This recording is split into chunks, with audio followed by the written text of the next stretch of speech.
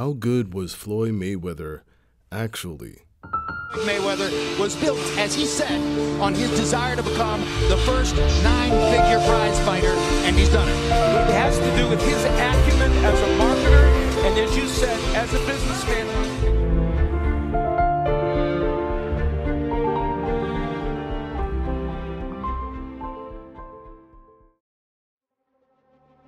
50-0, that's the number that most people use to concisely and abruptly end the conversation. Look, he's the best because he is 50-0. He never lost a fight.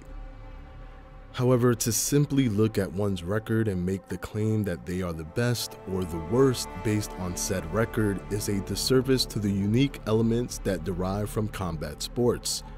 There are other key factors that may play a major role in determining who is great, good, or average. Take for instance the fact that Mayweather doesn't even currently hold the best record, as that record is held by a Thai boxer named Chaifang Monsuri with an impressive 54-0 without any blemishes, meaning no draws or no contests.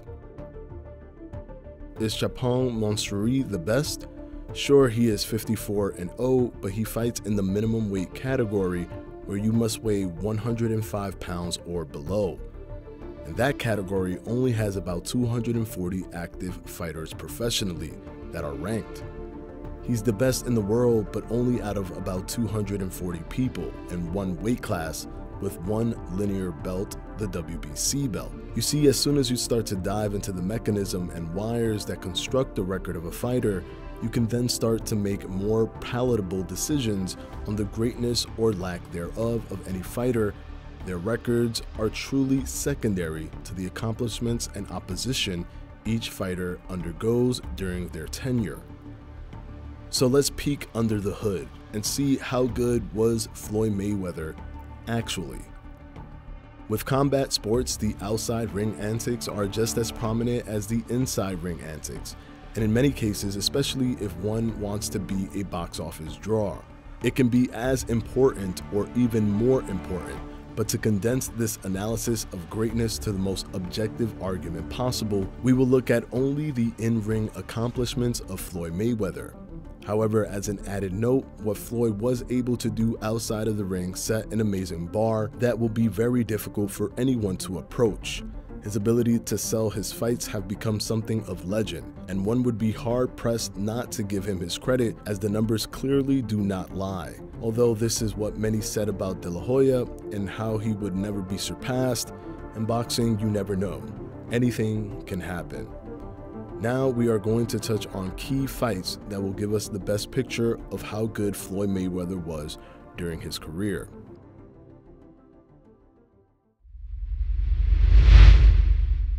In the amateurs, Floyd racked up an impressive 84 wins with 8 losses. He would go on to win the prestigious Golden Gloves tournament in 3 separate years, 1993, 94, and 96. In 1996, he qualified for the Summer Olympics in Atlanta, where he would be the first American in over 20 years to reach the semifinals. It was here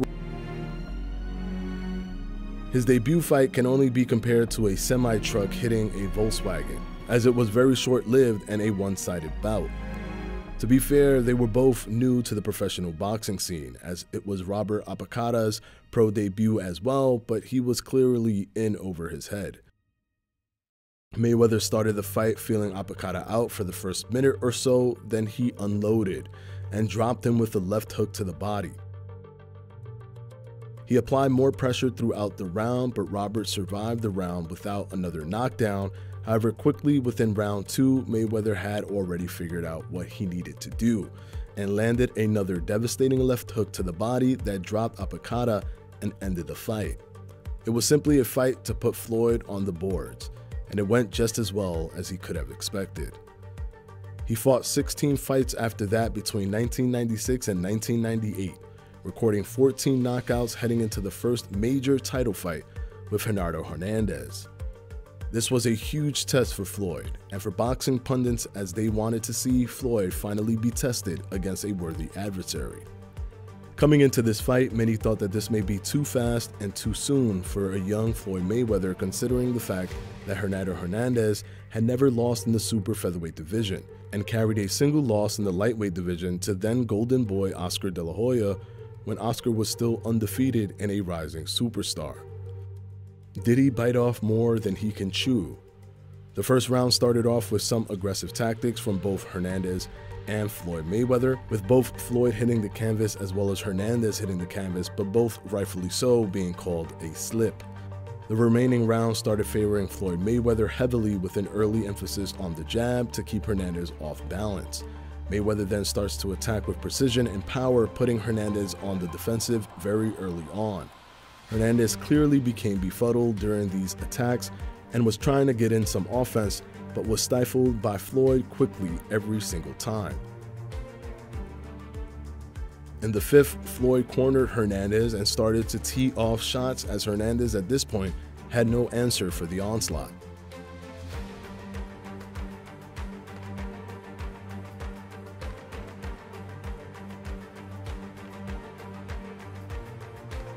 Mayweather continued the precise, brutal punching through each round, never letting up.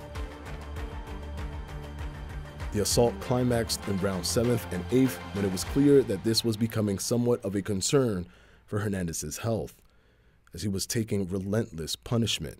The corner decided to end the fight after the 8th round, giving Floyd his first world title victory. That was one of Mayweather's greatest achievements, and although he fought with harsh intent, he was always grateful for the opportunity that Hernandez afforded him in that title match. He carried that admiration even into June 7, 2011, when Hernandez died of cancer, as he lifted the burden of the Hernandez family and paid for the entire funeral, which showed just how much that moment meant to Floyd.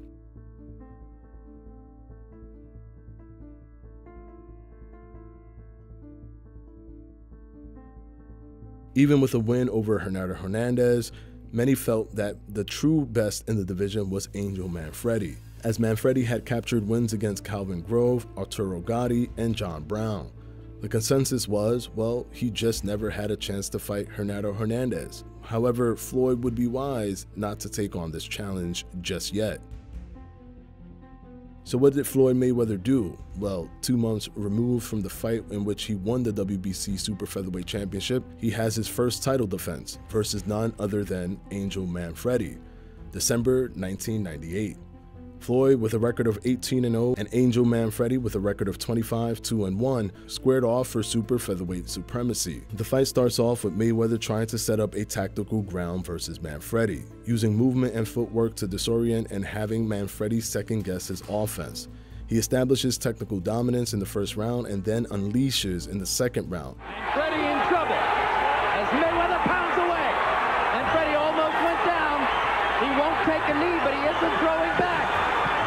Mayweather pounding, and this one's gonna be stopped too. Ending the talks that Manfredi was possibly the best in the division by a TKO finish at the end of the second round. He continued his defense of the super featherweight title with impressive opposition by the likes of Carlos Rios and Gregorio Vargas, culminating to an undefeated showdown with Diego Corrales, who had an impressive 33-0 record. This was deemed Mayweather's toughest fight yet, and many were once again asking, did he bite off more than he can chew? Well, once again, Mayweather rose to the occasion, displaying his defensive prowess with amazing head movement and speed. He befuddled the undefeated fighter, launching multiple check hooks and straight right combinations from round 1 to round 6. At the start of round 7, Mayweather drops Corrales at the opening bell with 2 left hooks in quick succession. Keeping the pressure throughout the round, he drops Corrales again in the 7th with 38 seconds left in the round, using 1 clean left hook. Mayweather, seeing blood in the water, attacks relentlessly and drops Corrales again in the same round with 14 seconds left until the bell.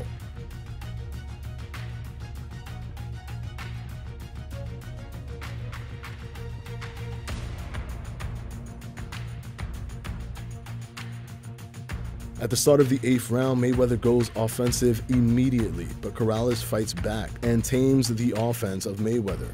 Mayweather then resets his position and builds towards another angle. Understanding that the left hook has not been answered as of yet, he works towards another knockdown by working the left hook, and it paid off in the 10th round, as he knocks Corrales down with a clean step-in quick left hook. Mayweather then follows this up with a 3-punch combination that drops Corrales for the 5th time. Corrales' father in the corner at this point threw in the towel, as he could not bear to see any more punishment.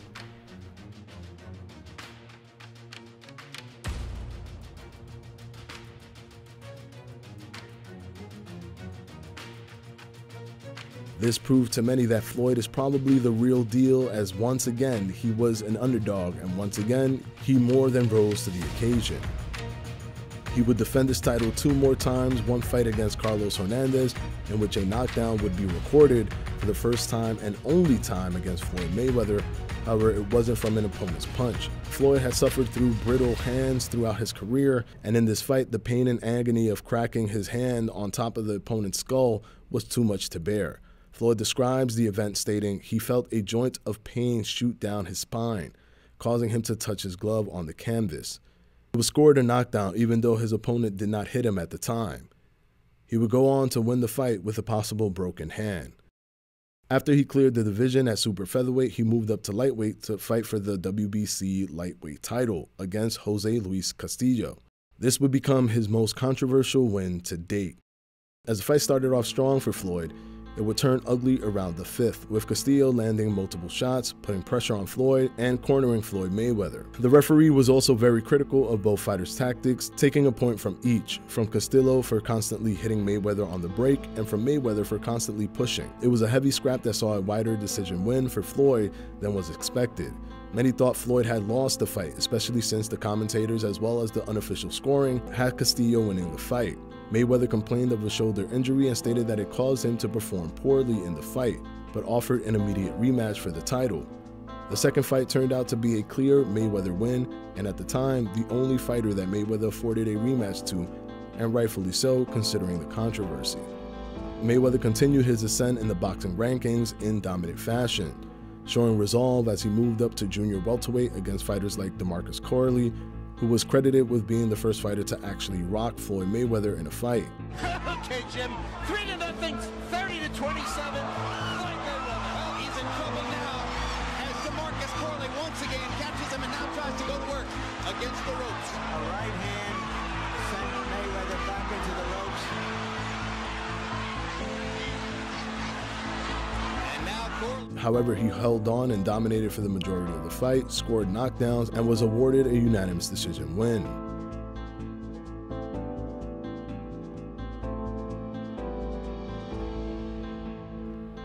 After a fight with Henry Bruceless, Floyd Mayweather felt that he was ready for the world title shot in the junior welterweight division. He took on the real-life Rocky Balboa and Arturo Gatti.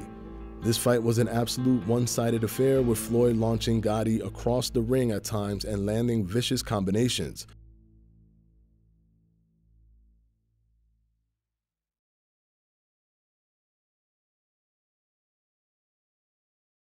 With Gatti retiring the fight while on his stool at the end of the 6th round. It was an absolute dominant performance.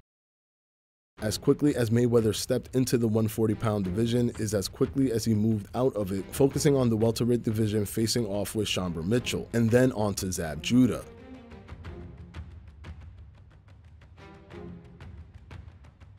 He was criticized for this move, as this was the first time that Floyd was going for the IBF and IBO title, as opposed to the WBC title that was held by Carlos Baldomir, making him appear to be an opportunist rather than wanting to fight the best. However, the fight with Zab Judah would not at all turn out to be a walk in the park, as Zab used his lightning-quick hands to put Mayweather on the defensive early on, as he tried to figure out the left-handed fighter. Zab landed a quick hook that technically dropped Floyd based on the rules of a knockdown, since his glove touched the canvas. However, the referee didn't see the glove touch the floor, so it was not ruled a knockdown. A bit of world correction happening here. Mayweather, being a master of adjustments, found a way to reverse the onslaught and started to put the pressure on Zab Judah, who at one point resorted to a blatant illegal low blow and a hit behind Floyd Mayweather's head.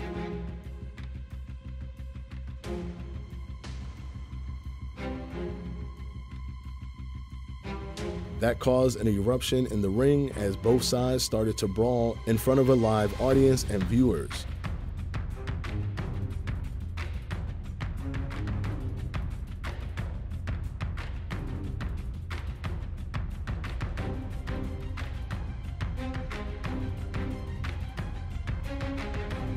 After the chaos was settled, Floyd Mayweather continued to impose his dominance on Zab Judah and claimed the IBF and IBO title by unanimous decision. Floyd then cleaned up the criticism of him avoiding Carlos Baldomir by fighting him for the 147th WBC title. Floyd showed technical dominance throughout with clever head movement and precise punching. His fast climb up the division, however, was a setup for the ultimate pay-per-view showdown with Oscar De La Hoya, which drew 2.4 million pay-per-view buys and set the pay-per-view record at the time.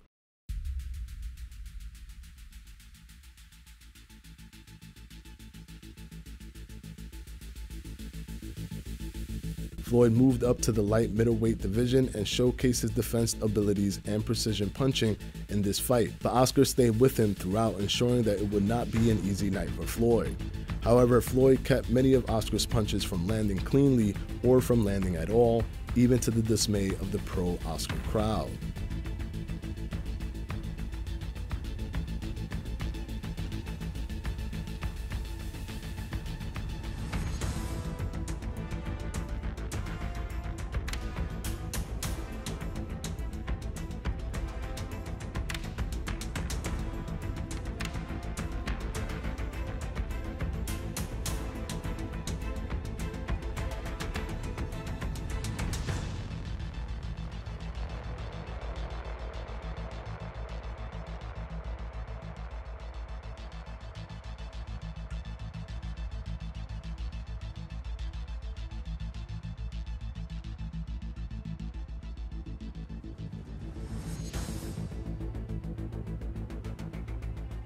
He then went on to defeat Ricky Hatton and Juan Manuel Marquez in decisive fashion.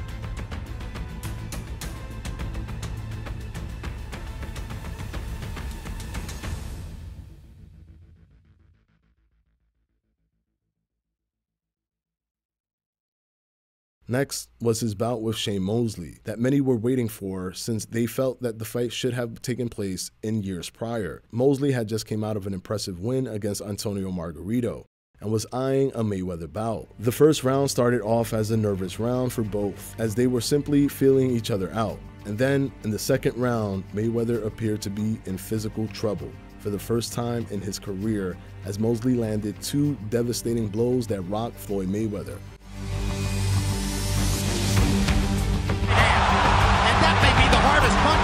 Floyd Mayweather has taken in recent years. He's smiling about it, but Shane Mosley landed a right cross, and crunchingly so. Mosley's loosening up, the crowd is coming alive, and we've got to fight for a moment here. Mosley, another big right hand. Mayweather's knees buckled on the second right hand. Mosley drives him into the ropes, tries to go to the body. Mayweather defending well as always. Here you see the right hand that landed, the first one that got him in trouble. Right on the chin, jab to the stomach and right hand to the chin. That's what started the problems. And then later on you see him land another right hand, not so clean, but it landed just enough to hurt him because of the fact that he was already dizzy right at the temple. He withstood the barrage and survived the round. That would be the last round in which he allows Mosley to get inside in that fashion, as he then adjusted to the moment and was able to battle back and dictate the rhythm and pace of the fight. dominating mostly for the remainder of the fight and winning with a unanimous decision. Floyd would continue his fights in the welterweight division, defeating Victor Ortiz to then move up in weight again to fight Miguel Cotto, in a thrilling fight in which he earned another unanimous decision.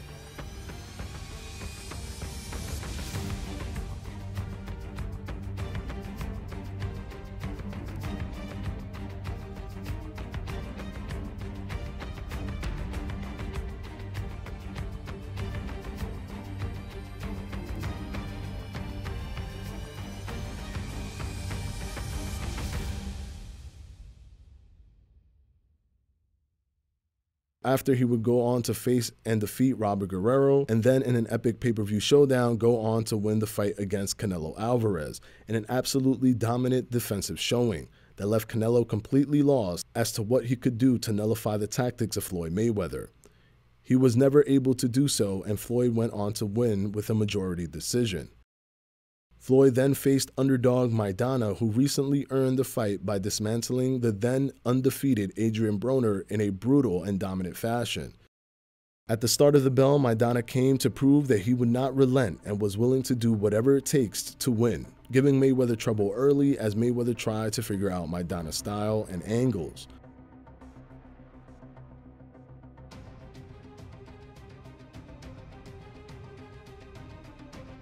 Once again, Mayweather adjusted and used his defensive repertoire to nullify the tactics of Maidana to secure a majority decision win. However, due to Maidana's impressive performance, he would be the second and final fighter that Floyd would award a rematch to.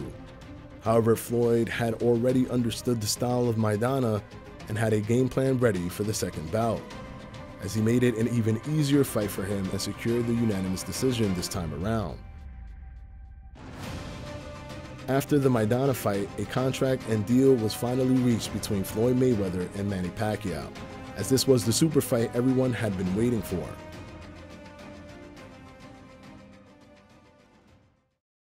The fight starts off with high energy as Manny tries to close the distance from the opening bell, but Mayweather continues to use his reach advantage by placing precision punches and moving to ensure that Manny would be at arm's length at all times. Floyd was successful with this tactic as he would use head movement in close combat, but then spin out to establish the distance and reset Manny Pacquiao.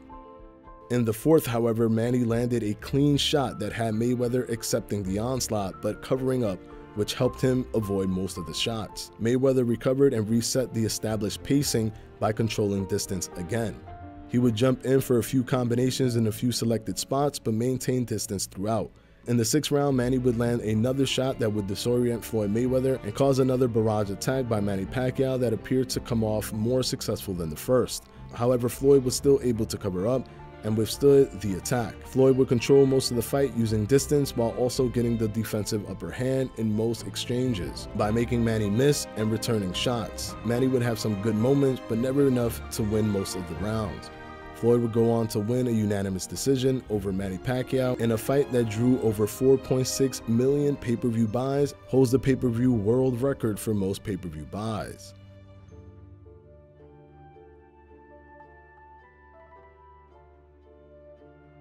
After that, Floyd would close out his career with Andre Berto in a decisive and dominant performance, and would return 2 years later in a mega cross-promotional clash between Conor McGregor of the UFC in a fight that turned out to be a bit more competitive than most would have thought, with McGregor coming on strong early, while Mayweather pressured him later in the fight, ending in a TKO win in the 10th round. During his climb up the ranks, Mayweather captured 15 world titles and the linear WBC title in 4 different weight classes. And in this pursuit, he beat 24 world champions, 13 lineal champions, and 4 Hall of Fame inductees. Although styles are subjective, and many are still hard-pressed to give him the accolades that he has fought for since entering the professional ranks, for Floyd to fight that type of competition and still remain undefeated while setting an undefeated record of 50-0 is very impressive and should put him in the conversation for the greatest of all time. Floyd has since retired and has not returned to the sport, except for an exhibition match that will go unmentioned. But in my opinion, he cemented his position as one of the best to ever lace up the gloves. Now, many will say that he fought people too early or too late or after a loss, etc. But the truth is, Mayweather was trying to get fighters like Mosley to fight, but Mosley avoided the confrontation until it was financially viable for him to face Floyd. I want to fight the best they got out there. I would love to fight Constance Tszyu or Toro Gotti, the best out there. And I hear that Shane Mosley is coming down to 147. I hear Oscar De La Hoya is coming down to 147. For Floyd Mayweather is willing to go to 147 and fight Shane Mosley or fight Oscar De La Hoya. This sensational knockout can change the landscape for you. Now, earlier you had issued almost categorical statements that you would not fight Floyd Mayweather at welterweight this year. This kind of performance can explode that in terms of people wanting to see it. So, if there is the possibility of making a huge payday, maybe the biggest one you've ever made, will you reconsider your earlier statements? Well, I mean, you never know what happens, but I know that, you know, I plan to go on trips and stuff like that even before this fight. And, you know, a fight in November, I don't know if I'll be able to properly train in November, so that's why I said next year will be a perfect opportunity for me to step in the ring with Floyd Mayweather. So the door is a little bit open if somebody should lay an offer on the table for you next week. Definitely. I mean, you know, I know there's there's a fight in November, and he has that card in November. I mean, you know, Margarito's sitting out there waiting for an opportunity, and he's one of the next top welterweights out there. Won't they go ahead and fight? And next year, I mean, me and Floyd can meet up after that fight. Well, wouldn't that possibly interfere with the plans of your boss or partner, Oscar De La Hoya, to fight him next May? Why not seize the opportunity now if it comes along? Well, I don't know. Like I said, I mean, you know, as I'm sitting here, my tooth is a little loose right now. I'm trying to figure out if I gotta go to the dentist and give me some dentures in a second. So you can't think ahead to Monday. So I can't think ahead. You know, I've been feeling my tooth right now. I mean, I feel like it's coming out. It looks like it, but I feel like it's coming out. So I gotta see what's going on. You know. All right. Thank you very much, Shane. Same thing with De La Hoya and even fighters like Miguel Cotto. And you can't blame any of these fighters for fighting each other when they did, as boxing is as much politics as it is sport, and no one, not even Floyd, was able to snap his fingers to make these fights happen earlier in his career. Fortunately though, we got most of those fights regardless of when they took place, and the boxing fans don't have to ever imagine what it would have been like. And in a world where many of the big fights don't ever get made, I believe the boxing world is all the better for it. Until next time, this is Boxing Fanatico. Thank you for watching.